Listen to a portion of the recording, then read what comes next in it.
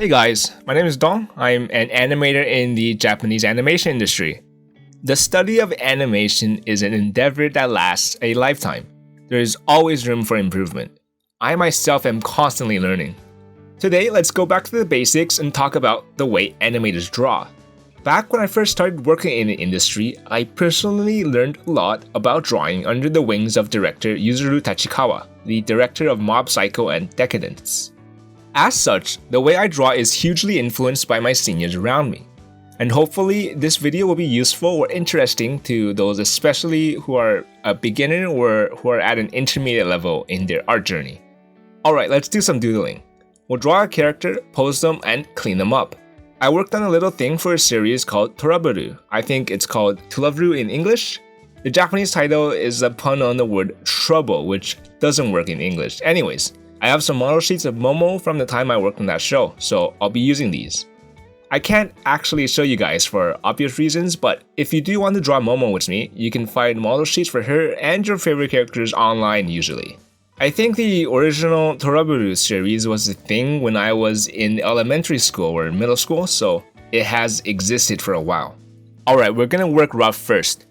We're going to start with the shorthand of the human body. Everyone has a different version of the shorthand that they draw, but here is mine. Let's start with the head. I use a spherical shape for the skull and extend the jaw below it with a horizontal line on where I want the eyes to sit. In the same way that architects draw a blueprint before construction, this is going to be our blueprint for our final drawing, so I don't even bother with details like facial features or hair. Keep it simple. The neck then connects to the torso. I draw something like an egg shape as a shorthand for the ribcage. Drawing a vertical line to indicate the center of the body helps give the drawing a more three-dimensional feel.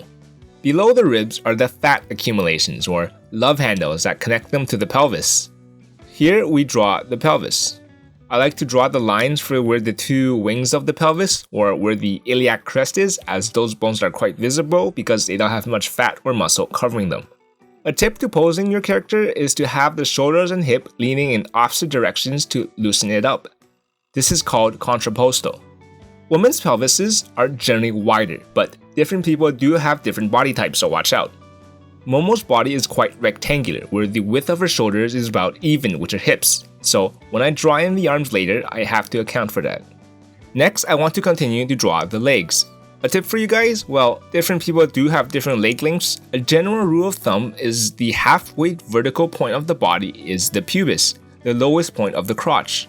So you can measure the distance between the top of the head and the bottom of the crotch, and use that measurement to figure out how long the leg should be. Alright, let's extend the right leg down. I like to use these D shapes as a shorthand for the legs. The knee is also generally at around the halfway point of the leg and makes a good point of reference. We do the same for the left leg, but I think to make the pose more dynamic, I'll have Momo lift her leg up for a more cutesy pose.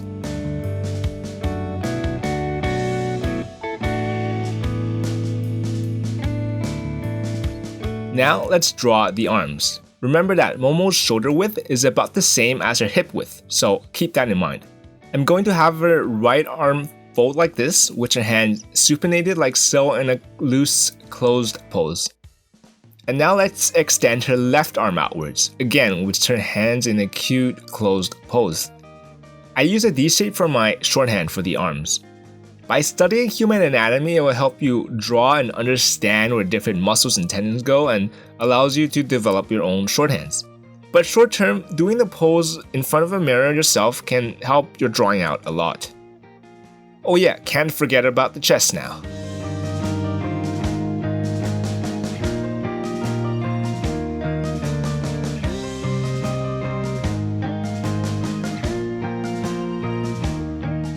Now we are going to add our character's details and clothing on another sheet of paper on top. As you can see by the pegels, this is animation paper. By registering our rough drawing onto an animation peg bar, we can layer another piece of paper on top. Turning on our light table, we can then draw over our rough drawing while still being able to reference it. If you are drawing digitally, this is essentially what creating new layers do.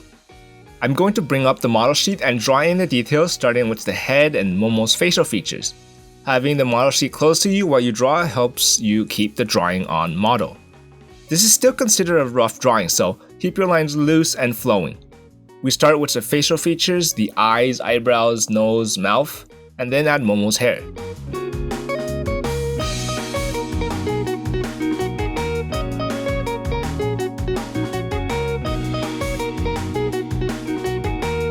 Then we start moving down to her torso.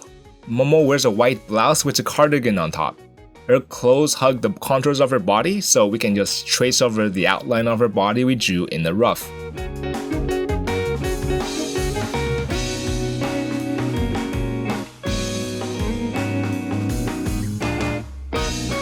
We then work on her skirt. We'll have it fanned out like so to give it more dynamism and a sense of movement. It's also pleated, so we gotta draw in those pleats. Moving down, we get to the legs. Momo wears long socks that end just above her knees, going down to her loafers. Drawing shoes can be difficult, and the best way to draw them I find is to just have a real pair of shoes beside you to use as reference. We'll finish up with Momo's arms and get the sleeves in there. We can also take the time to put the hands more on model. If you have difficulty drawing hands, I recommend using your own hands as reference while you draw.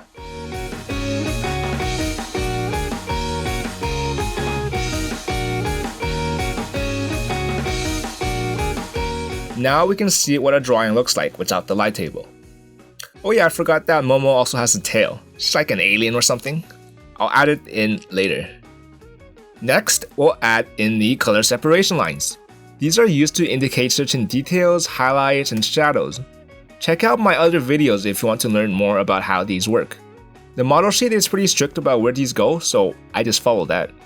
The red indicates highlights and patterns such as the lines on Momo's cardigan or the tartans on her skirt. The blue line is used for shadows in general.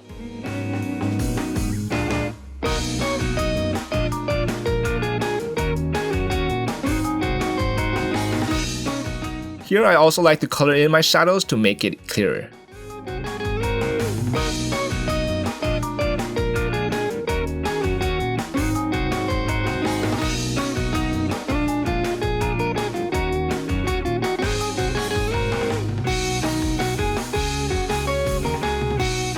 Alright, now it's time for cleanup. In my professional work, I would do a tie down of my drawings before doing cleanup. This is essentially an extra clean rough pass. But for personal work, I generally don't bother. I'll grab a new sheet of paper and layer on top. There's not that much to add here, just use a sharp pencil, try to keep it clean. Think about line weight and varying the line width when needed. Watch for gaps and close your lines, and just go slow and take your time. This should be almost a meditative experience.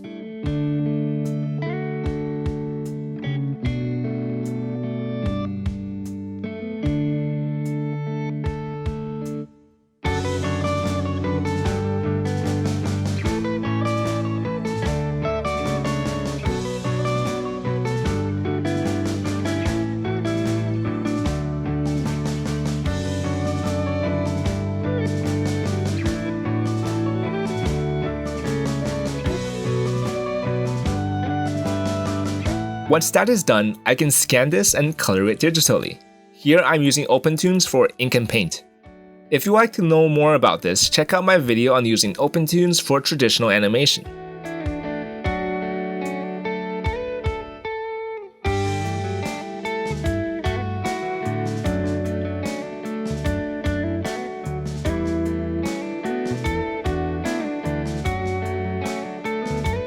You can also fix errors in this stage. For example, I forgot to add shadows for between the pleats on Momo's skirt, so I can just add that in now. And there you guys go. Cute, eh? I hope you guys learned something. Remember to draw often and keep those hands active. If you guys like these recent videos where I talk about shows I worked on, let me know and I'll get you guys more. Anyways, follow me on Twitter, and big thanks to those supporting the channel on Patreon.